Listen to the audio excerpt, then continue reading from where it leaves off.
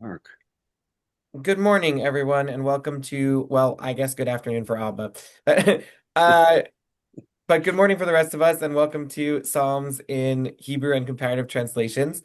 It's very exciting to be back and learning Psalms together. And of course, anybody who would like to come and learn Psalms with us is invited. Um, But just before we get started, I'm going to repeat the thing that I just said, which I think is really important and might be of interest to folks in this class, which is that the Adult Education Committee has invited Rabbi Miriam Spitzer, my mother, who is also present this morning, to do some talkbacks on on some lecture series that are being put on by community partners this fall, and Rabbi Spitzer's uh, talkbacks are always scheduled for within a week of the original lecture, and you can come to the talkback even if you haven't listened to the lecture, although it's better, obviously, if you have. You get more out of the conversation. And where the lectures are very frontal, the talkbacks, the deeper dive conversations are very participatory, and you have a real opportunity to dive into the meat of the lecture. So the Jewish Theological Seminary, one of our very important partners, uh, and my alma mater, and also Rabbi Miriam Spitzer's alma mater, is where I was ordained. That they are doing a series of 8 lectures this fall, entitled "So You Want a Revolution," and it's all different topics in sort of edginess in Judaism, like edgy test cases, and the programs. I mean, obviously, there will be some that you're more interested in and some that you're less interested in. That's the way it is when you do an 8 lecture series. But they're good. The most recent one was this past Monday, yesterday, and the d deeper dive talk back for that will be tomorrow at noon. And anybody is invited to sign up for the deeper dive talk back. The links are in the weekly, and then tomorrow night, We're gonna meet. the Rabbinical Assembly is putting out the second in a set of 3 lectures in honor of the 40th year of women being ordained as conservative Masorti rabbis, uh, and they are those lectures are have all, the first one was really terrific, was in September, and then there's this one tomorrow night in November, and then there's one in December, and the talk back, the deeper dive talk back for that one will be this coming Friday, Pick you up. uh, with Rabbi Spitzer, uh, and uh, That's okay. and so I encourage you to engage with that if you'd like. Um, and if you need help signing up, please just send me an email and I'll send you all the links and information and you'll be able to sign up. All right. Uh, we're gonna jump right into our Psalms class. As usual, we read the Psalm out loud in Hebrew and then in translation. And we are the first read, the question that we're asking ourselves is, what is the emotional experience of reading this psalm? What what does the psalm make me feel? And what do I think the author of this psalm, the psalmist, what emotional experience were they feeling? What were they trying to convey? How were they what experiences were they having in their life that specifically uh uh helped to create this psalm? So I'll share my screen, and this psalm was a little bit longer than some of our psalms have been recently, but we can uh we can still enjoy the the the feeling of the psalm. So here we go. Lamenatseach leDavid mizmor shir. Yakum Elohim yafutzu oivav yanusu misanav mipanav. Kehimdof ashan tindof. Kehimes donag mipnei eish. Yovdu rishaim mipnei Elohim. V'tzadikim yismechu ya'altzu lifnei Elohim v'yasisu b'simcha. Shiru Elohim zamru shemo solu larochev ba'aravot. B'ya shemo v'ilzu lefanav. Avi Yatomim v'dayan almanot Elohim bim'on kodsho. Elohim moshiv yichidim baita motzi asirim ba'kosharot ach sorim shachanu tzichicha. Elohim b'tzeitcha lifnei amecha b'tzadcha bishimon selah. Eretz Ra'asha, Af Shamayim Natfu, Mipnei Elohim, Ze Sinai, Mipnei Elohim, Elohei Yisrael. Geshem Nidavot Tanif Elohim, Nachalatcha V'nil'a Ata Chonanta. Chayatcha Yashvuva, Tachin B'tovatcha Le'ani Elohim. Adonai Yitain Omer Hamivasrot Tzava Rav. Malchei Tzvaot Yidodun Unevat Bait Techalek Shalal Im Tishkevun Bein Sefatayim Kanfei Yonah Nechpa Vakesef Ve'evroteha Birak Rak Charutz Befares Shaddai Melachim Ba Tishaleg Betzalmon Har Elohim, Har Bashan, Har Gavnunim, Har Bashan. Lama tiratz dun harim Gavnunim, Hamar Hamad Elohim, Lishivto Af Adonai Yishkon Lanetzach. Rechev Elohim Ribotaim, Alfei Shinan Adonai Vam Sinai Bakodesh. Alita lamarom, shavita shevi, lakachta matanot ba'adam, ve'af sorim lishkon ya Elohim. Baruch Adonai yom yom ya'amos lanu, ha'el yeshuatenu sela.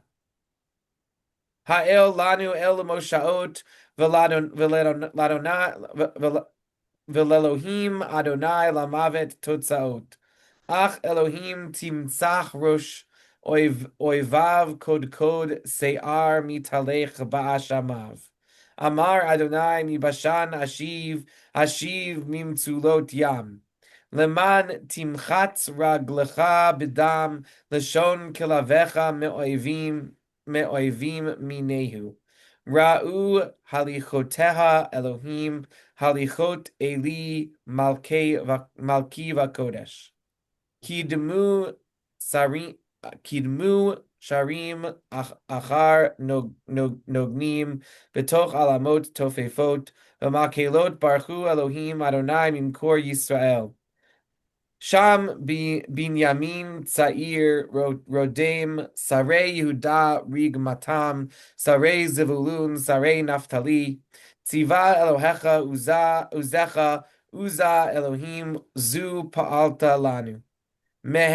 Heichalecha al Yerushalayim lecha yovilu melachim shai. Ge'ar chayat kaneh adat abirim be'eglei amim mitrapes beratzei chasef bizar amim kravot yechpatzu ye'etayu hashmanim Minei Mitzrayim Kush Taritz Yadav Lelohim Mamlechot Haaretz Shiru Lelohim Zamru Adonai Selah Larochev Bishmei Shmei Kedem Hein Yitain Bekolo Kol Oz Tenu Oz Lelohim Al Yisrael Gavatov Uzo Bashchakim Nora Elohim Miktashecha El Yisrael Hunotein Oz Betatzumot La'am Baruch Elohim.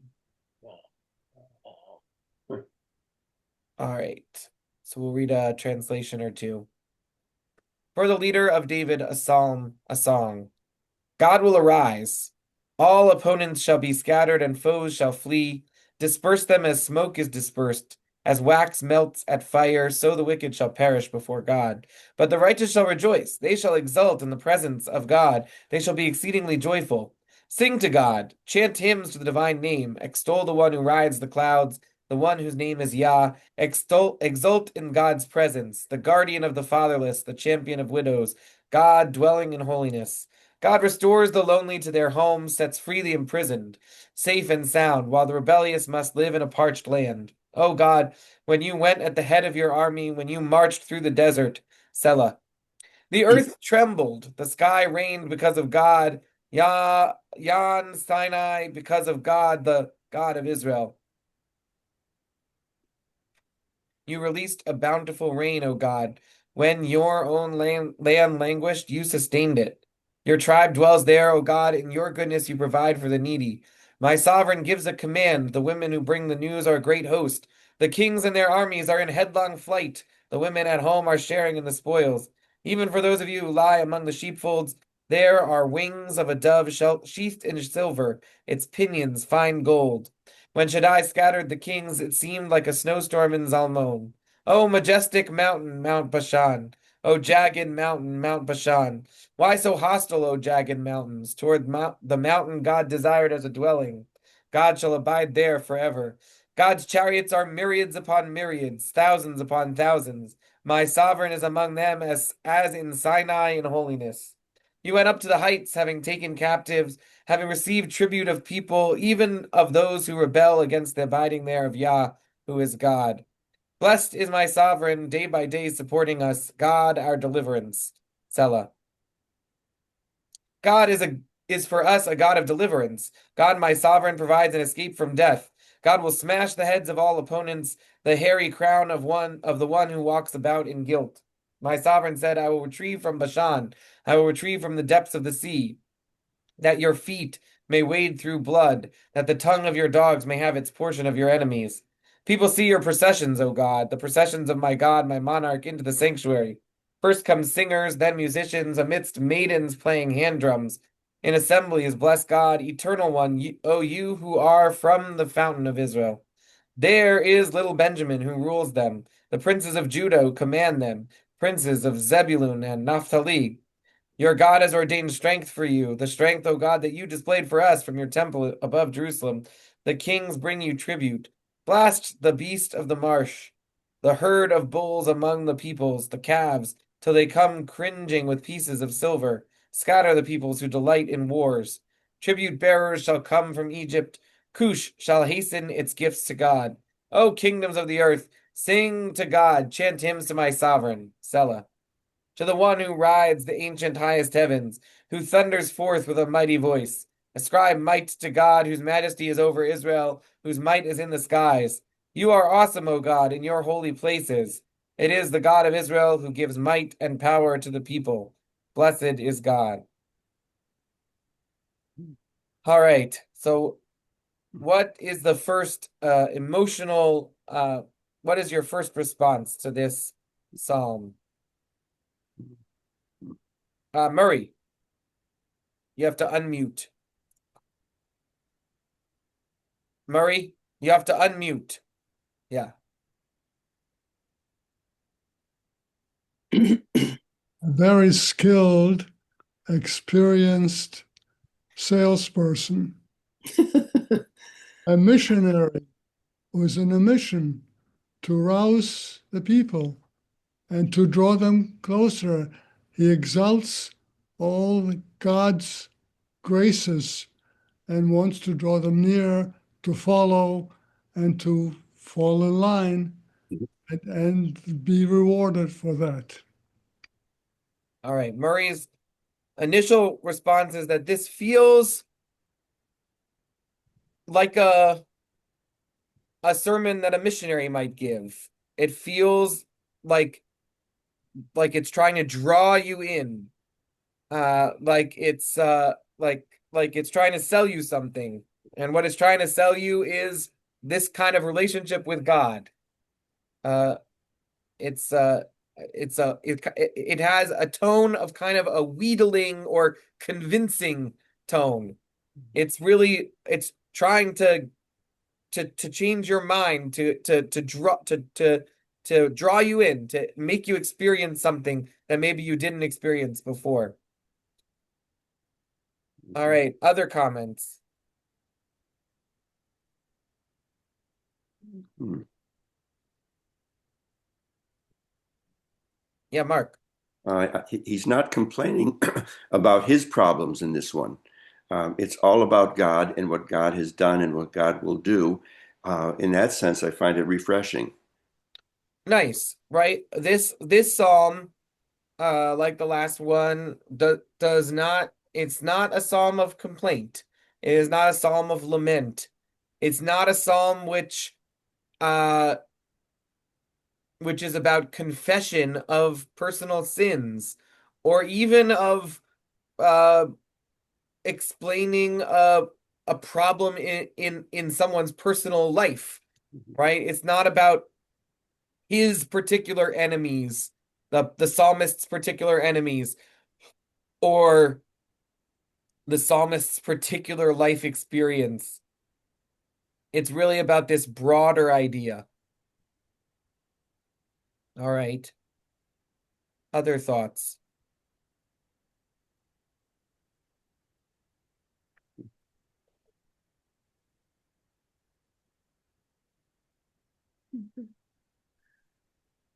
Was there one emotional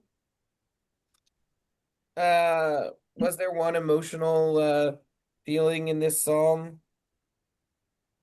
It's sort of hard when the psalm is this long to capture one theme, because it does seem like this psalm has a lot of themes.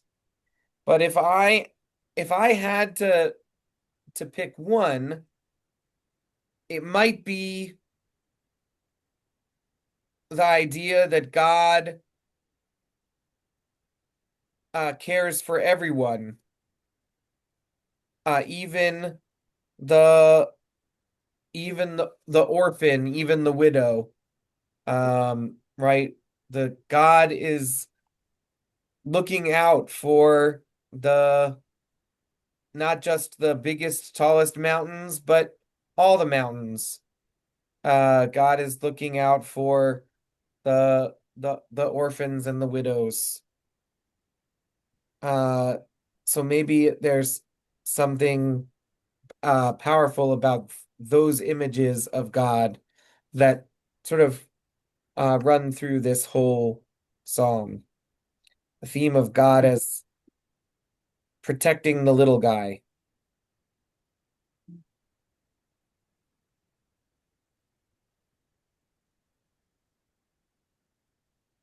I I've got a feeling of awe from this, that there were so many images of power and so much help being given that Great. it was interesting. It was a cascading succession of images. Nice. So I think that really dovetails nicely with what Murray said.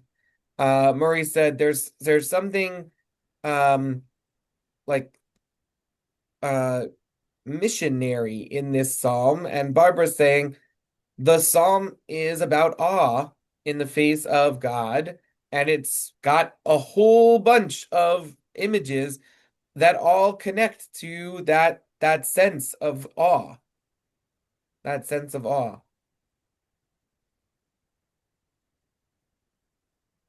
Larry, you have to unmute. You also get the sense that he's appreciative and explaining that God works through the people, in the people. That while it seems the people are doing all these things, they are, but God is in them, empowering them to do it. Nice. Mm. Nice. All right, so usually we do all of the reading right at the front of the class, uh reading the psalm, and then we discuss it, and we don't really go back and read again. But this psalm was so long, I felt after one after reading it in Hebrew and then reading it once in English, we should discuss it a little bit. But I'm now going to read a different translation. And on this second reading, uh, let's think about the discussion that we just had, what the themes are, and whether you feel like we've captured all of it or if there's something that we're missing. And does this different translation give you a different feeling? Does it change slightly how you're understanding the psalm? So we'll do the Richard Levy uh from his book. Ooh. Songs Ascending. All right. For the conductor of David, a psalm song. Let God arise. Let your enemies be scattered. Let those who hate you flee from before your face. As smoke is driven away, drive them away. As wax melts from the face of a fire, let the wicked perish from the face of God. But the just will rejoice. They will exult in the face of God. They will exuberate in ecstasy. Sing to God. Make God's name a song. Raise up the one who rides through the skies by the name Yah, and rejoice in the face of the Holy One. A father for orphans and a judge for widows is God in the holy abode. God settles the isolated in their own house, bringing out prisoners into prosperity, but the rebellious dwell in a scorched land. God, when you went forth before your people, when you stepped into the howling wilderness, Selah, earth trembled, even the heavens dripped from the face of God. This mountain Sinai trembled from the face of God, the God of Israel.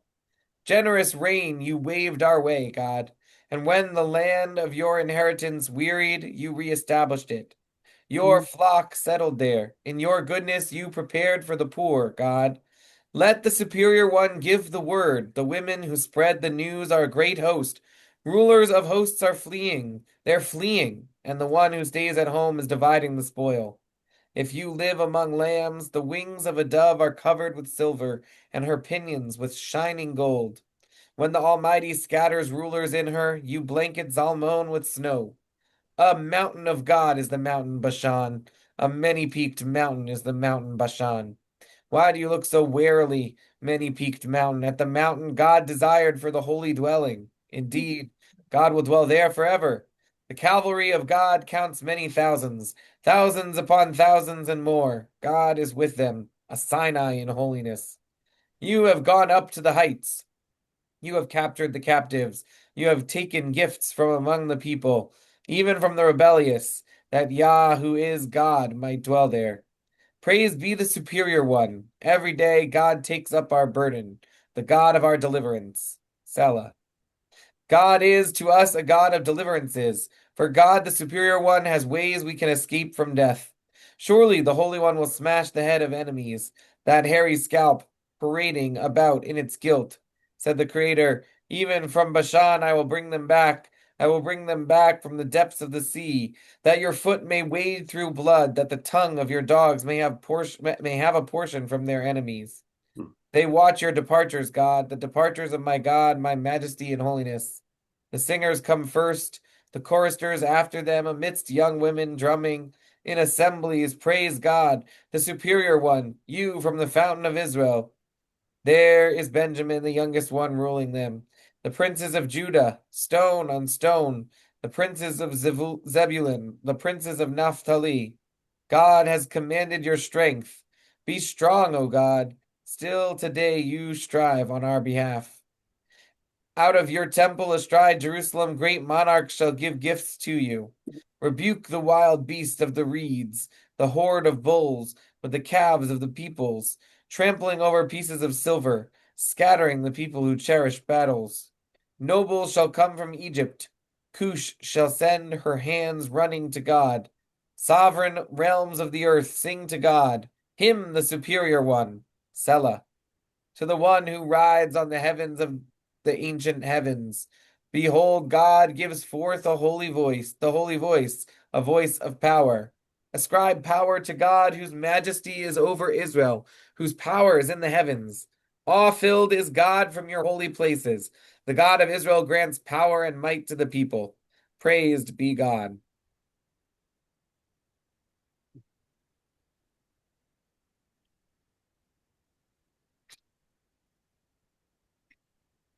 Ariel, are you saying something? You have to unmute. I wasn't saying anything. I was talking to Rabbi Miriam Spitzer. Okay. Do either of you have any comments?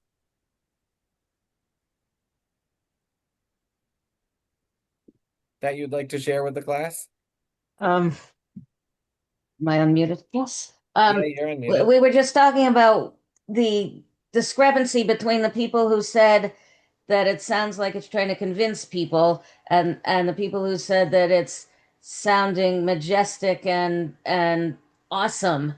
And I'm thinking I'm falling on the majestic and awesome side rather than on the convincing side. But it's really interesting to think about how it hits different people in different ways. On this second reading out loud, the thing that I feel like we didn't really discuss in the first reading, but what really stood out to me in the second reading is the historical aspect of this psalm. This psalm is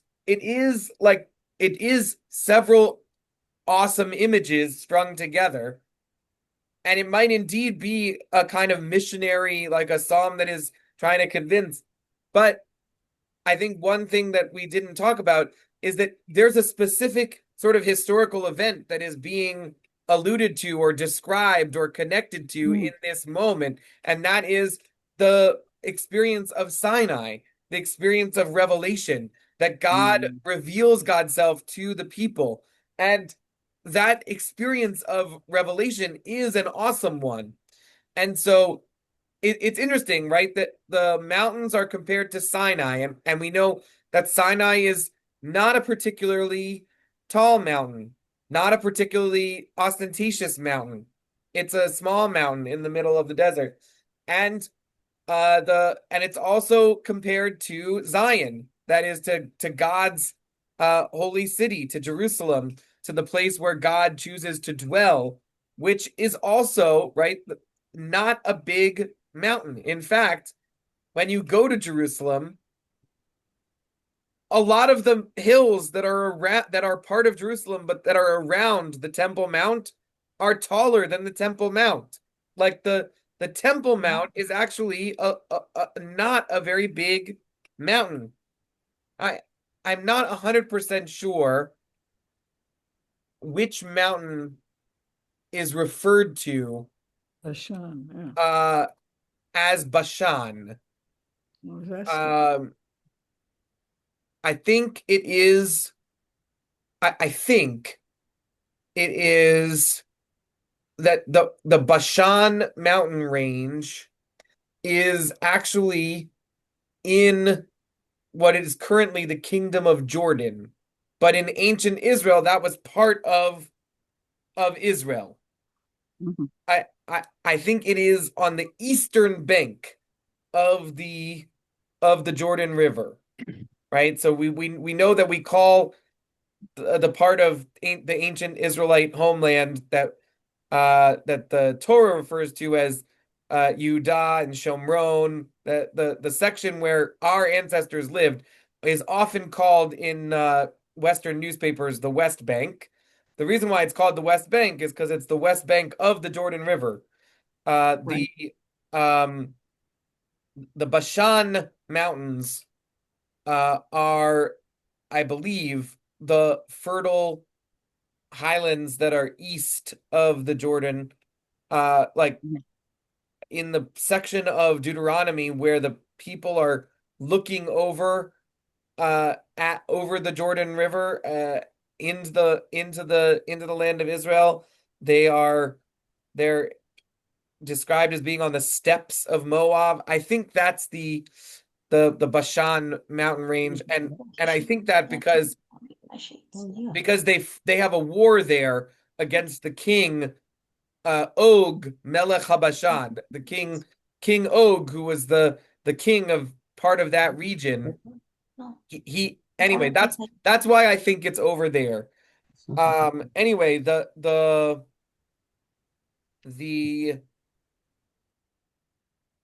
the Bashan mountain range is being uh contrasted with with with God's ultimate dwelling place, which is a less majestic mountain in some sense, but made more majestic by God's presence. It's almost like the metaphor of God being the God of the orphan and the God of the widow is the same as the metaphor of God being the God the of the smaller mountains relative to the larger mountains that surround it. Larry. That also squares with little Benjamin leading them. Right. Which also is an interesting thing here, right? Because when was when was there a king of Israel who was from the tribe of Benjamin?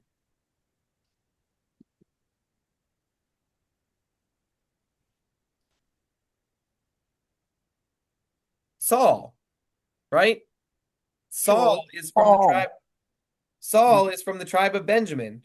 And yet Mhm. this psalm is called of David, but it seems pretty clear to me that David would not have himself penned this phrase of little Benjamin leading them, because by the time David was the king of Israel, Judah was the most powerful tribe, not Benjamin. And so it feels like this psalm it predates David. I mean, just Mm. I don't know. I'm not a historian, but it does sort of feel like this psalm is, you know, as we have it in the book of Mhm. Psalms, Right. it has this byline of being of David or by David or a David song, but it doesn't seem to me that that necessarily is the case. Mhm. What do you think, Barbara? Mhm. It the writing is different. I can't seem to unmute. Can I unmute? Nope, you are Can you hear me? unmuted. Yes, we can hear you. Oh, good. Oh, good. The writing seems different. What do you mean? Um, uh, it's a longer psalm. It feels like the images are almost congested, in a way. It feels different to me than some of the other psalms. So I wonder if it is earlier. Yeah. It doesn't have a looseness that the other psalms had, where you Mm, could dwell with an image for a little while. This is image on image on image on image. It's different. yeah. Yeah. Also the Hebrew language uh feels older to me too. Uh Mm. I mean, I don't know Because if you could tell, but like uh when I was reading it, there were a couple of times where I stumbled over words. And part of that is like um the archaism of it. It sort of like if ah, you're given okay. like it's like if you're given Beowulf or Chaucer and you're asked to just read it, like okay, like yes, it's English, but it's not the same English we have. Mm. Mhm. Yeah, Rabbi Spitzer. Um, I have a question for you while we're talking about young Benjamin.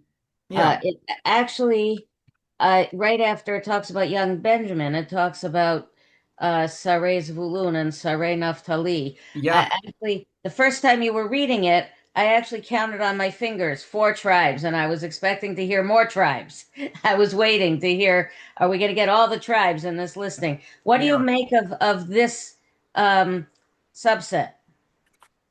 I think they are I think they are the tribes that are closest politically to Benjamin. Uh, so I, I think that it's just that okay, so if you uh I don't know for sure. I don't know for sure. I thought Benjamin was a little farther north than it is. I knew that Zebulun and Naphtali were farther north. It might be that Zebulun and Naphtali are that it's because of the mountains. Uh, like Mount Tabor, Har Tabor is in the Zebulun range, and Naphtali is in the north, like near Hatzor and Kadesh. It's like way up in the north uh of the land of Israel. So it might have to do with the mountain ranges. I thought, oh, Benjamin is a northern tribe, and Zebulun and Naphtali are northern tribes, and these must have just been like a unit that they were but I don't think that actually is right. That was my first thought. I guess I don't know is the best answer. But it is very interesting that these three tribes are mentioned and not others. What do you make of it? I don't know either. I don't know either, but I'm going to think about it. Yeah. Oh, Yeah, Larry. There is sort of a reversal here about strength, that it's not the strongest in the earthly sense, but God's legions are infinite, and Right. God's strength is not in material or what you see on the surface. That, and I think that's part of the Benjamin too, it being the least of the tribes and almost wiped out at one point. That's what's leading it, reflecting the power of God as opposed to your own strength, your own big dealness. You're nothing without God. And God's power is not what's seen on the surface at all. In fact, it's the reverse. It's the small, the orphan, the widow, the needy, the weak. That if you think you're powerful, you're wrong. It's God. Nice. Nice. I like that. I like that as a sort of liturgical answer. So another possibility, I was just looking at um at the commentary from Robert Alter. Alter says that this psalm is connected with the Song of Deborah. And he says that Benjamin, Judah, Zebulun, and Naphtali are the tribes that joined in the battle in Judges chapter 5, the Deborah battle against Sisera. Uh, well, Benjamin, Zebulun, and Naphtali are the judges that are the tribes that joined in, and then Judah is included because King David is from the tribe of Judah.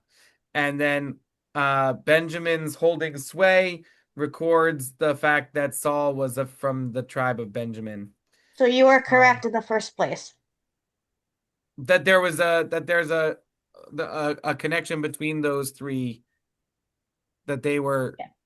yeah. So that's what Alter says. Alter says that these are the three tribes that are mentioned in the book of Judges, chapter 5, which also speaks to this psalm being like predating David, or being from David's youth, right? Like David is growing up under a Saul kingship, and Saul is from the tribe of Benjamin. It doesn't have to be that this wasn't written by David. It could be that David wrote it as a young person before he becomes king. no, no. Murray.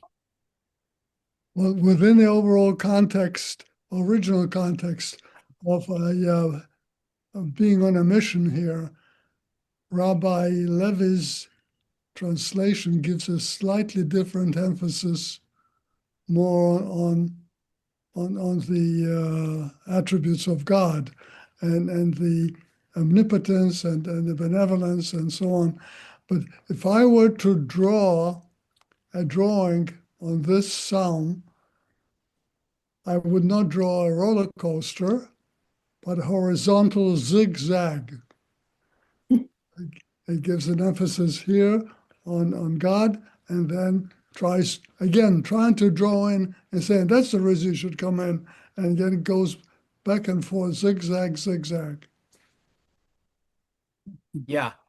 And I think if you drew that, you would be also very much connecting to the jagged mountain peaks that are that are invoked here in the mountains of Bashan. Yeah. Wonderful. Wonderful. All right, so let's look a little bit at how this psalm is used in our liturgy. One thing that I've brought here is there's a custom of reading some passages from the Talmud at the end of Shabbat. So if you do the Saturday night, the weekday service for Saturday night, it'll say on Saturday nights, add the passages here. And then you go to a different part of the Siddur, and there's some more pages to read through that you only read through on Saturday night.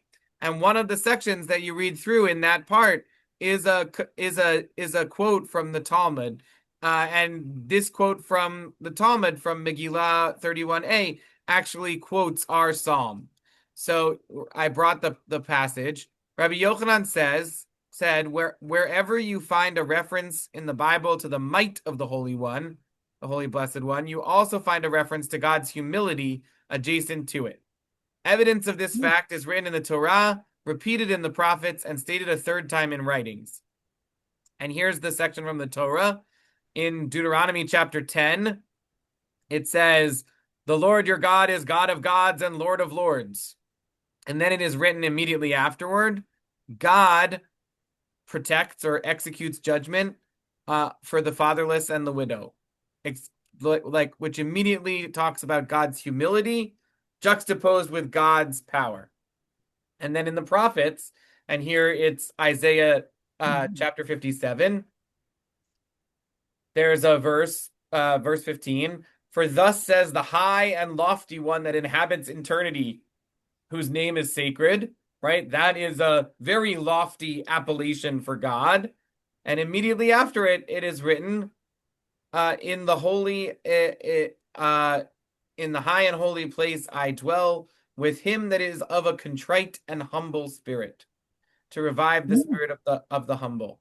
Right? So in prophets, God's power is also juxtaposed with God's humility. And then in our psalm, Psalm 68, that is the passage from writings that also proves this point. It says, extol God who rides upon the clouds, whose name is the Lord. And immediately after it says, God is the father of the fatherless and a judge of widows. And so this psalm is has this sort of juxtaposition of God's power with God's humility, or of God's power with God's love and care for the supremely humble. And I think there's something very, very powerful to that. And it's interesting that we talk about this aspect of God's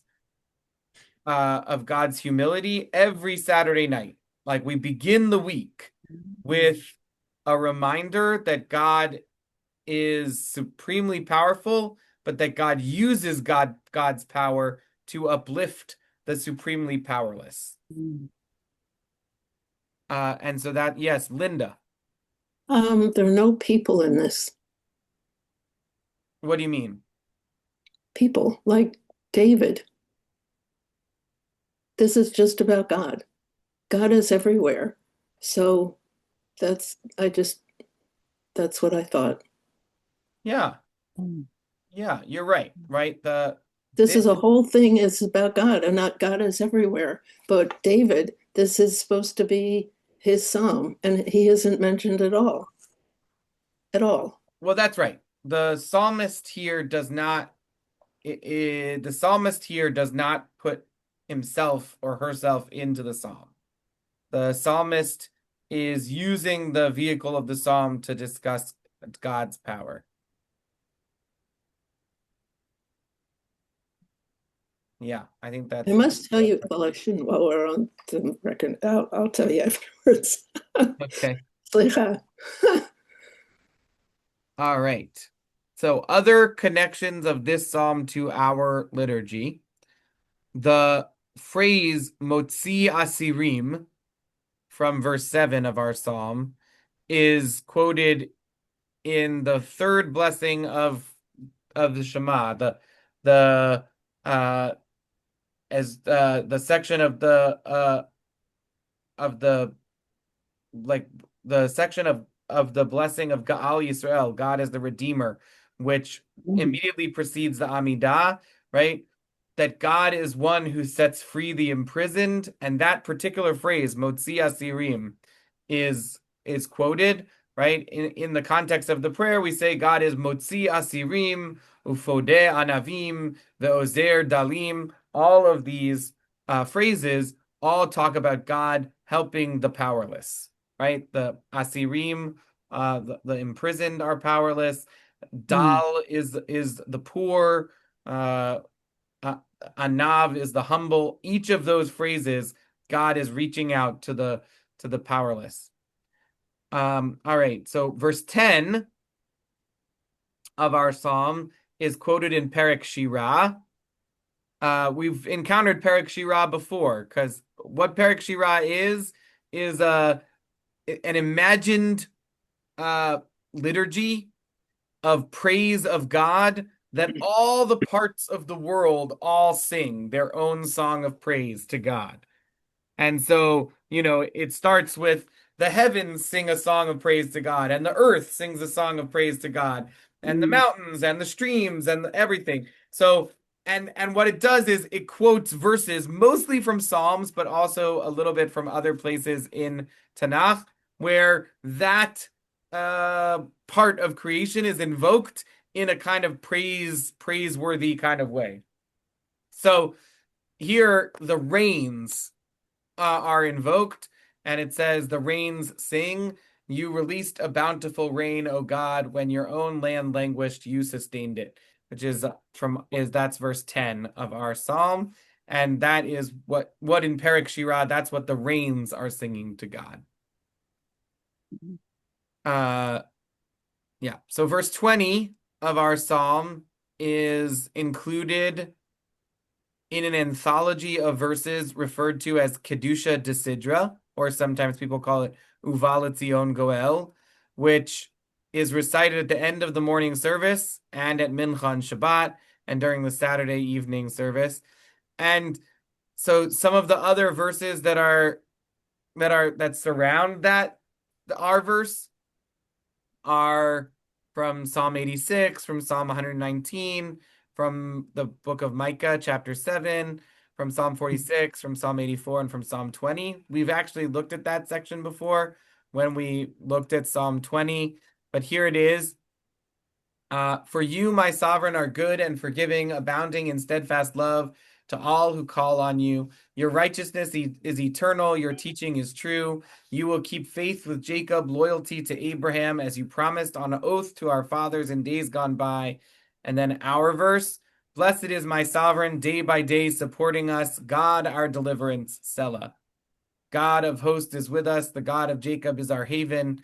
O God of hosts, Selah. O God of hosts, happy is the one who trusts in you. O Eternal One, grant victory to the King. May God answer us when we call. And so, I find these anthologies of Psalms, of verses from Psalms, to be really interesting, because it's sort of like instead of writing our own prayer, let's take a whole bunch of verses that all have the same theme, but in their original context, they didn't mean that, and string them together so that we can create a whole new psalm just using these other verses. Which like, I don't know if this is a unique to Judaism thing, but we do it constantly. And I think it's a very interesting liturgical mode. And I've argued before that I think that when they do it, they often want you to bring with you the emotional tenor of the origin psalm. They Right. don't always. Sometimes it's just this verse referred to God as king, and all of these verses are about sovereignty. So we're going to take that verse because it refers to God as king. Like sometimes the original context doesn't matter as much as the specific appellation of God as king. But in this case, I think, I think there's a theme that's trying to be uplifted here, which is that God is the God uh of deliverance, that God is the God of supporting, that the God shows loyalty to God's believers. And so it brings this verse, and also I think in some sense the context with it. And that phrase, Ha'el Yeshuateinu Selah, which is from our verse 20 here in our psalm, that phrase is expanded or re adapted for the end of the Amidah, right? Which so we repeat this over and over and over because we do it in every Amidah. Uh, there's a phrase there, Ha'el Yeshuateinu ve'ezratenu Selah, which I think is the same. They just added in a word, but Ha'el Yeshuateinu Selah comes from our psalm. The inclusion of our help does not change the phrase itself. In fact, it just emphasizes what deliverance is. Deliverance is God's saving power. And so it's actually in some sense kind of like an interpretation or a focusing of what God's deliverance is. Verses 35 and 36 are also included in an anthology of verses that are used in our Psuke de Zimra, our warm-up for prayer. And when you read them all together, it sounds like this. But God, being merciful, forgave iniquity and would not destroy, restraining wrath time and again, and not giving full vent to such fury. O Eternal One, you will not withhold from me your compassion. Your steadfast love will protect me always. O Eternal One, be mindful of your compassion and your faithfulness. They are as old as time. Ascribe might to God, whose majesty is over Israel, whose might is in the skies. You are awesome, O God, in your holy places. It is the God of Israel who gives might and power to the people. Blessed is God. That's our section from Psalm 68. God of retribution, Eternal One, God of retribution, appear. Rise up, judge of the earth. Give the arrogant their deserts. Deliverance is God's. Your blessing be upon your people. Selah. God of hosts is with us. The God of Jacob is our haven. Selah. O God of hosts, happy is the one who trusts in you. O Eternal One, grant victory to the King. May God answer us when we call. So all of those are also deeply connected to this idea of faithfulness and God's compassion. All right. Final comments. Anybody have anything they would like to share as we close?